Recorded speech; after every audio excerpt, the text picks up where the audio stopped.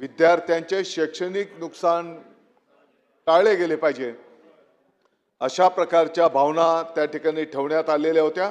आणि म्हणून या संदर्भामध्ये विभागीय आयुक्त व मुख्य कार्यकारी अधिकारी यांना 7/7/2023 शासन पत्रान्वये सूचना त्या ठिकाणी देण्यात आलेल्या आहेत।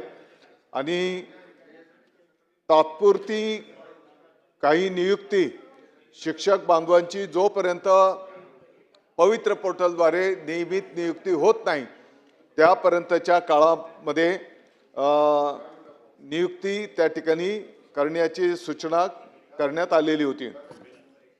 अध्यक्ष महोदय, शिक्षक अभियोग्यता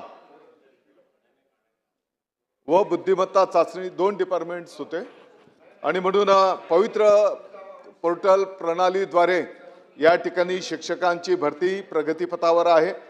येत्या पाठीमागच्याही काळामध्ये 9,214 उमेदवारांची शिफारस करण्यात आलेली होती। 2017 मध्ये 2022 मध्ये 23,871 उमेदवारांची शिफारस करण्यात आलेली होती आणि 2025चा अभियोग्यता आणि बुद्धिमत्ता चाचणी याचा निकाल घोषित झालेल्यामुळे येणाऱ्या काळामध्ये 2 महिन्यामध्ये परत शिक्षक भरती त्या ठिकाणी संपन्न होणार आहे। या भरतीमध्ये कला आणि क्रीडा ही पदं त्या ठिकाणी भरली जाणार आहेत।